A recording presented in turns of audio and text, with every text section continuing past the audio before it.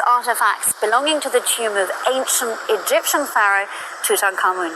Let's take a look inside.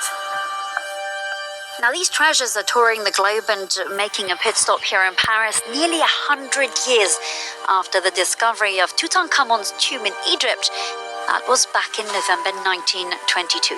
And visitors will be able to learn about how scientific analysis of the boy king's mummy, born over 3,300 years ago, has revealed new information about both his health and lineage. Earlier, I spoke to Egyptologist Dominique Farou about why this is such a must-see exhibition. C'est important parce qu'une exposition comme ça, donc. Well, it is a big deal because an exhibition like this attracts a lot of people. And it will allow us to promote Egyptology and to show not just the importance of our research, but also that there is a point to it. Ce que nous faisons quand même a un intérêt. So you mentioned that it's drawing a lot of interest and we're seeing many spectators around us. Why is it that exhibitions like this are still drawing so much attention? Il y a l'intérêt historique. There's the historic element. It showcases knowledge in 2019 compared to what was known in 1967 at the first Tutankhamun exhibition. En 1967. It's also very touching. Sometimes it brings tears to my eyes to see certain objects. And from observing the visitors, it's not just me. Parmi les spectateurs, les visiteurs, je suis pas tout seul.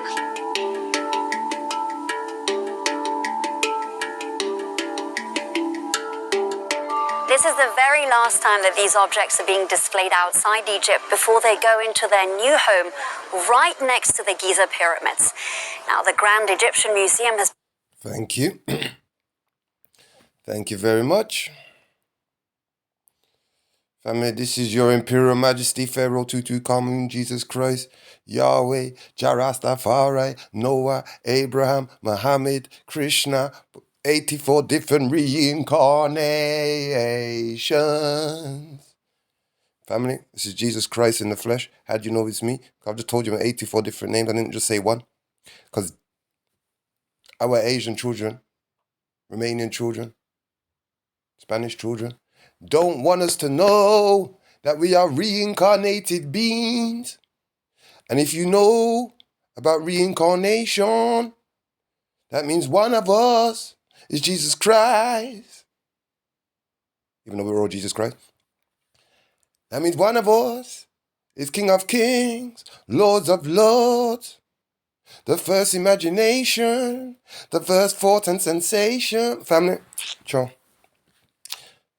Yo, blessings to each and every one of you all around the world.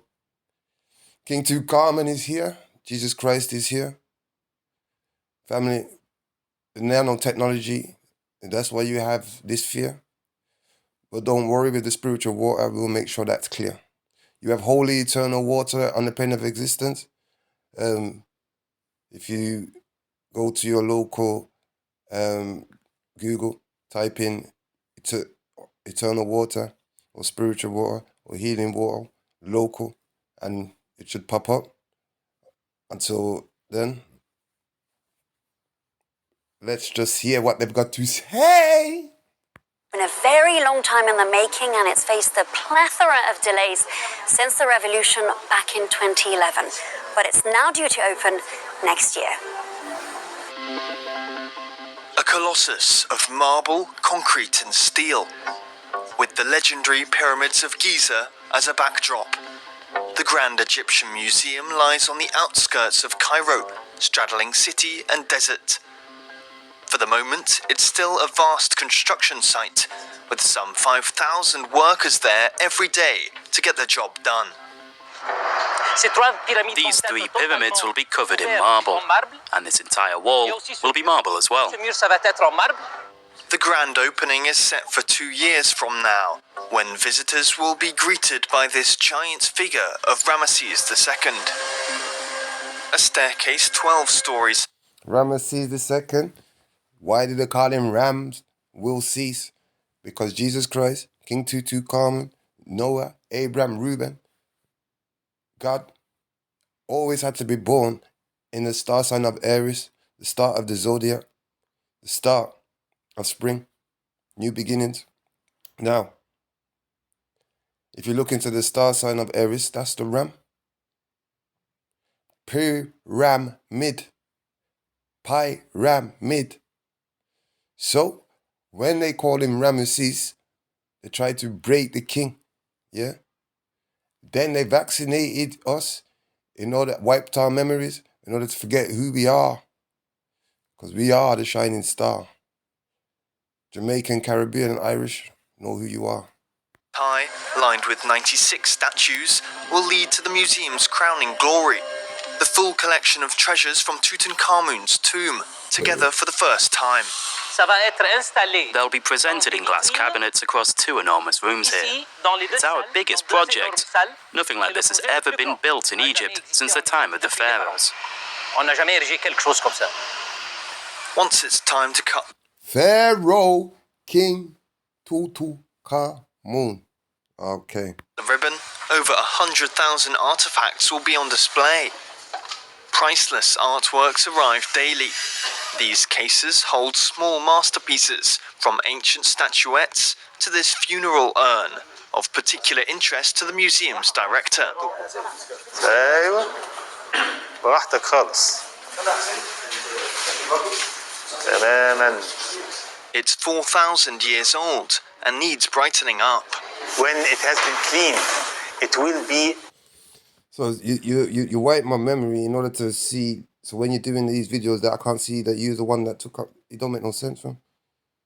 Yeah. So they're blatantly hotting themselves up, because what are you doing with Tutankhamun's possessions? If you know, Tutankhamun is the mother and father to each one of us on the plane of existence, and he is Jamaican Caribbean. Then obviously you try to wipe my memory in order to forget who I am, just like you wiped everybody else's memory, like you do with the animals, where you're putting nanotechnology in the animals to wipe our memories. But you didn't work on me, family, because I'm Tutankhamun. God, Jesus Christ, King of Kings, Lord of Lords, in the flesh. A marvelous piece, and we will tell the story behind it. People will really Tell the story, you know. They're going to tell their story behind it. Do you not get what's going on? No need for wake up, no. Need for wake up. understand what the ancient Egyptians were thinking about. Next stop, the Restoration Lab, where experts resurrect the original colours of objects, like this lion head bed and this chariot, which belonged to Tutankhamun. I feel a lot of pride, but also a huge sense of responsibility. I reckon that's a replica still. I'm not even going to lie. It's a replica. Yeah. Because there's no way they'll be able to get so close, fam. They mess up. Yo, fam. Replica. Carry on. Working on these. To get the best result, you have to be careful, making no sudden movements, and avoiding at all costs, even the smallest scratch. The largest pieces are examined at the end of this hangar. Another statue of Ramesses II, weighing more than 1,500 kilograms, has been carefully strapped up for transportation. Ramesses II, so why you take off him nose?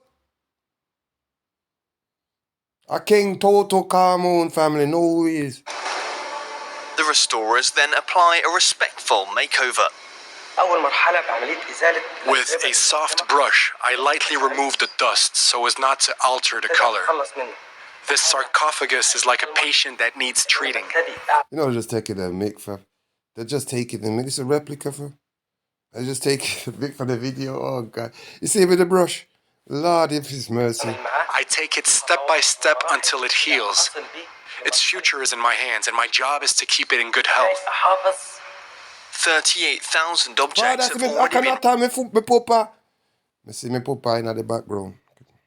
restored, while around 5,000 are being relocated from the Egyptian Museum on Tahrir Square. This includes the Mask of Tutankhamun, Oh, wow. a masterpiece of Whoa. Beautiful. over 10 kilograms of solid gold. Where exactly it'll be displayed is for the moment a secret. The building's supposed to be impossible to burgle, earthquake-proof, and even resistant to being bombed. But above all, it's designed to shelter the eternal slumber of the pharaohs.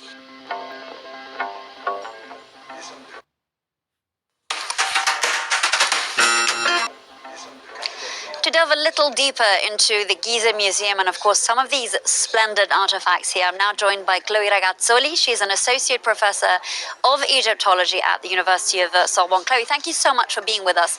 We've heard from many observers that a great deal hinges on this museum being a success. We're talking about Egypt's image both in and out of the country. What are your thoughts on that? Well, it's a bit difficult for an Egyptologist to comment on that, but it's true that Egypt wants to offer to the world an attractive image, maybe to start a new era. You're speaking about this attractive image, of course. Egypt is also pinning a great deal of hope on this museum, bringing in a lot of economic revenue through the tourism element. Do you think that's a realistic expectation to have for Egyptian authorities? I think it is, definitely, because tourism is one of the economic resources of Egypt, along with agriculture or minerals, and it took a big hit. Tourism.